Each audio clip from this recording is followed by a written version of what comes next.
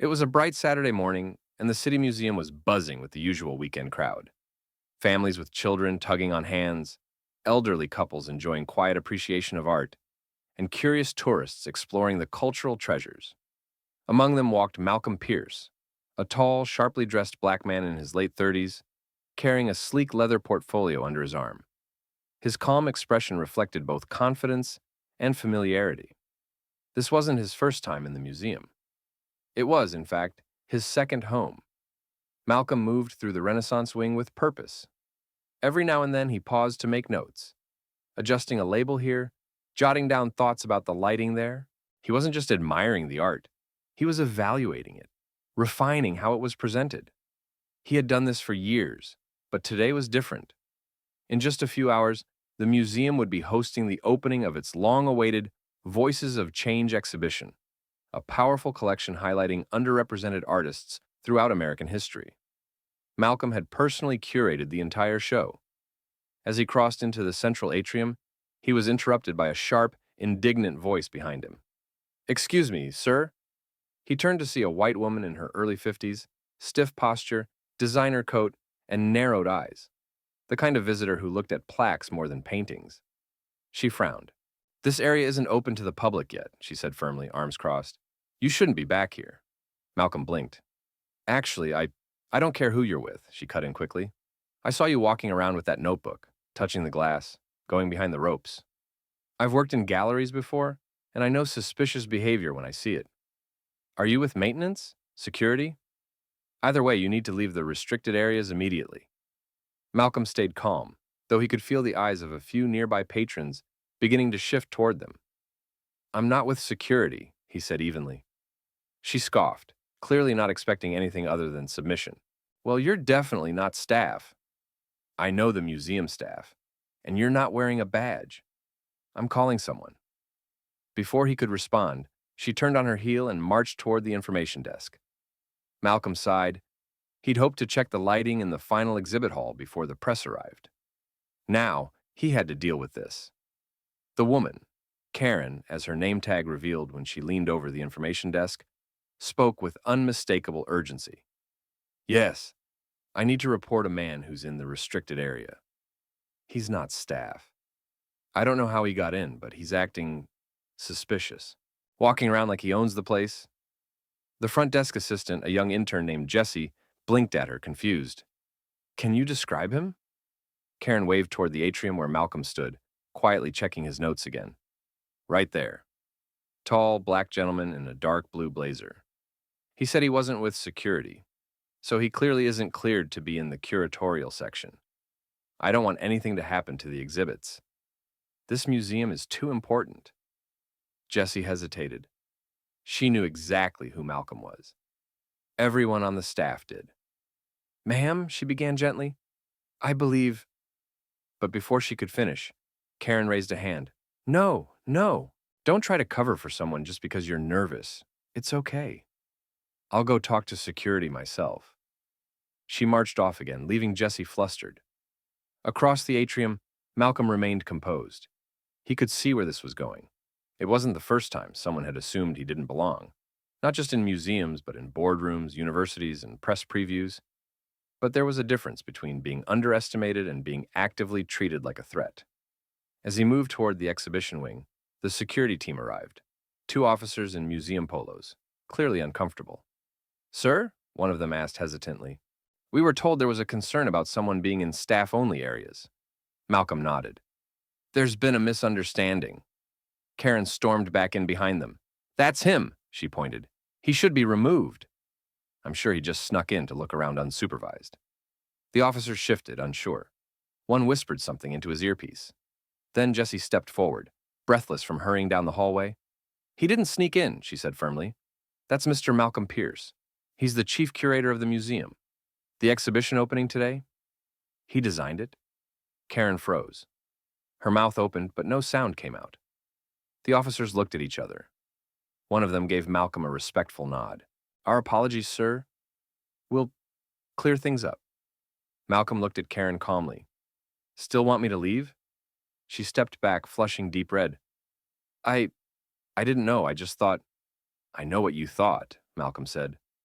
Then he turned, walking away, not out of shame, but with the quiet dignity of someone who had spent a lifetime proving people wrong. Malcolm didn't allow the confrontation to slow him down. The exhibition's debut was just hours away, and there was still work to be done.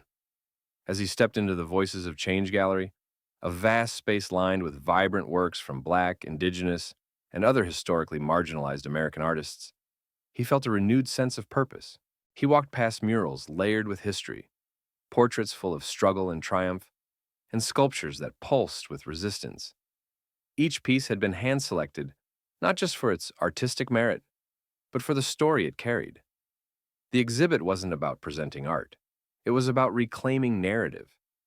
He double-checked the lighting angles, reviewed the final floor plan, and walked through the immersive audio elements that had been installed to accompany each section. Museum techs moved around quietly, respectful and efficient.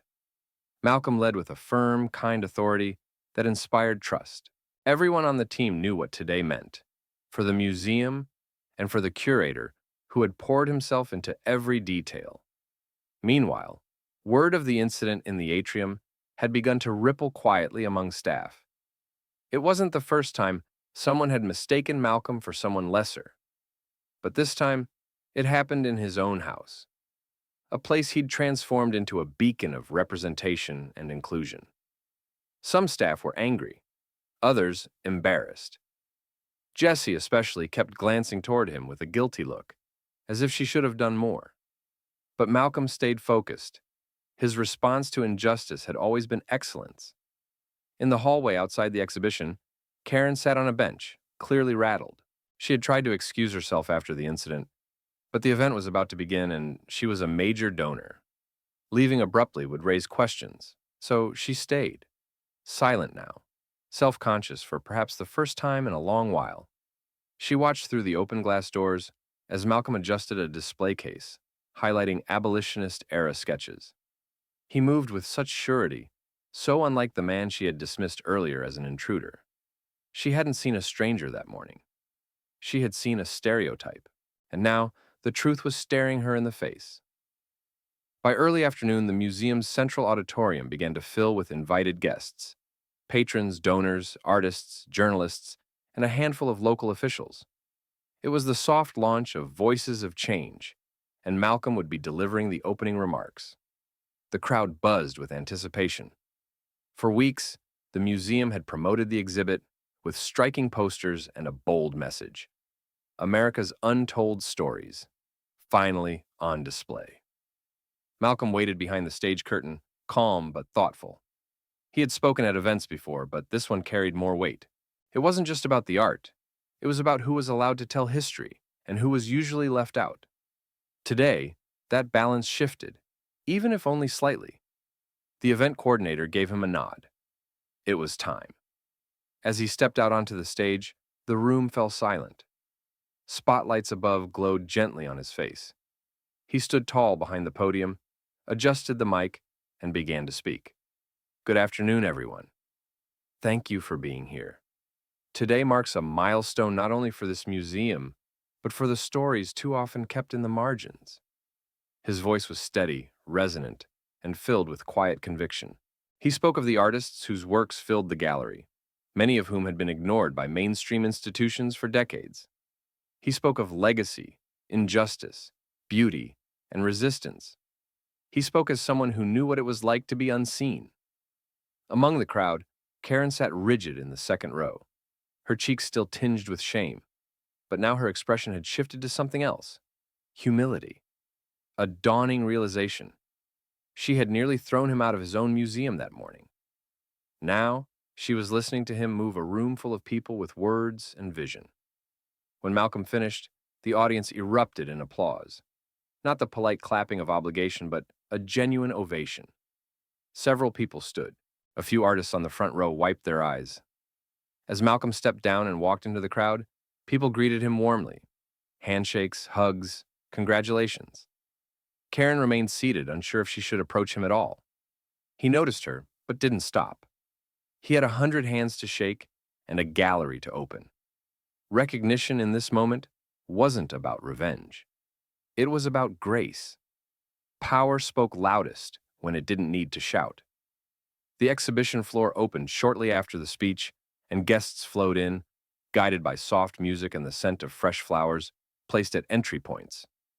It wasn't just a gallery, it was an experience. Visitors were immersed in art, sound, history, and truth. Every inch of the space pulsed with intention. Malcolm moved quietly through the rooms, watching people react. He saw a middle-aged black couple standing in front of a piece titled Inheritance, a haunting mixed media collage of cotton, iron shackles, and family photographs. The woman dabbed at her eyes. Her husband held her hand. In another corner, two high school students pointed excitedly at a futuristic sculpture of braided steel and painted bones. "It's like Wakanda meets slavery," one whispered. It was working. The art was speaking. And then, from the far side of the room, Malcolm saw Karen again. She was standing still in front of a large oil painting titled Unseen Architect. It depicted a faceless black man in a curator's suit, assembling a gallery wall in the shadows, while white museum-goers admired the art, completely unaware of his presence. The irony wasn't lost on her. She stood alone, arms folded, absorbing it. After a long while, she approached him. "Mr. Pierce?" Her voice was quieter now. There was no trace of superiority in it. Malcolm turned toward her, calm as ever. "Yes," she paused. "I owe you an apology. For this morning. I judged you before I knew who you were. And I'm sorry for that." He studied her. She was uncomfortable, truly. But more than that, she was confronting a part of herself that had long gone unchallenged. "I appreciate the apology," Malcolm replied. "But I hope what you saw today challenges more than just your view of me." Karen nodded slowly, her voice tight. "It does."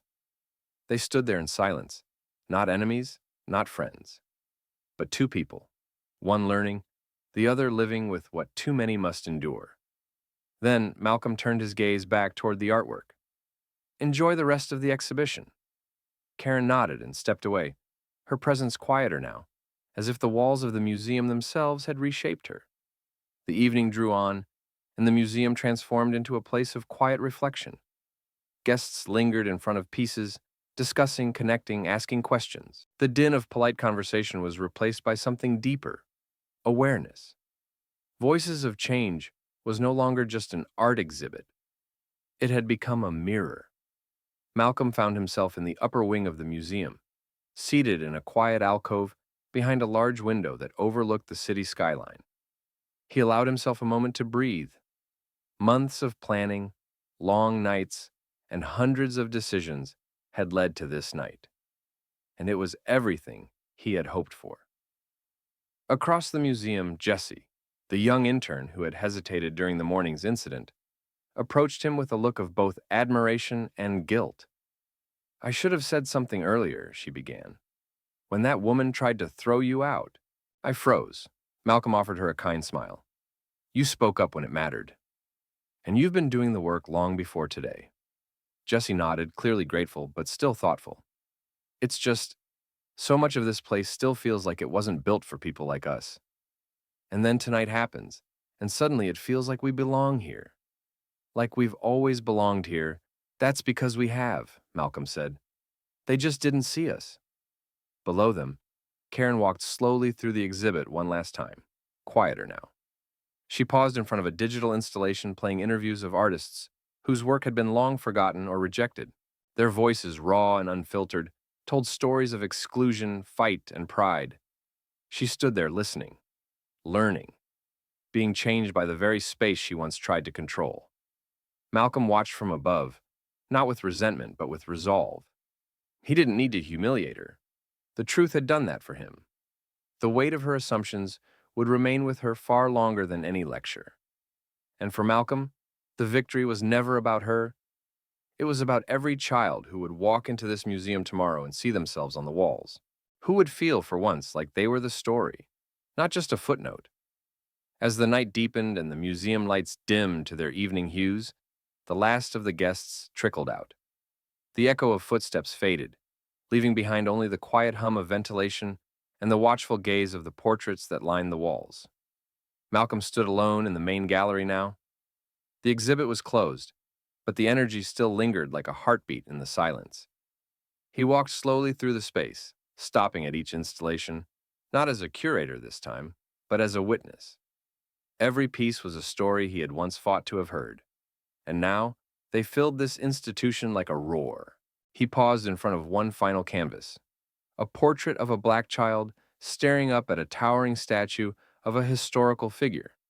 Except in this piece, the statue was faceless, cracked, being replaced by the reflection of the boy himself, proud, brave, whole. The placard read, "We were always here." Behind him, footsteps approached. It was Karen again, now with her coat draped over her arm, hesitant. But this time, there was no tension in the air, just something human. "I wanted to thank you," she said quietly. "For what?" Malcolm asked without turning. "For reminding me what leadership looks like," she said, "and for not throwing me out." He turned then, his eyes calm but not cold. Growth is the real goal here. Art just makes it impossible to avoid. She gave a small smile, then looked up at the final painting with fresh understanding. "I hope more people come see this." "I needed to." "They will," he said, "especially if people like you bring others with you." There was no grand handshake, no forced reconciliation, just two people leaving differently than they arrived. As Karen exited the building, the custodians began to tidy up. Malcolm stayed a while longer, his gaze on the painting. This exhibit wasn't the end. It was the beginning of something bigger, something deeper than just museum walls. Tomorrow, new faces would walk through those doors. Some would come skeptical, some resistant. But many, especially the young ones, would come hungry for a truth they could see, feel, and finally recognize as their own. And Malcolm would be there, not just as a curator, but as a keeper of memory, a builder of spaces, and a quiet force for change.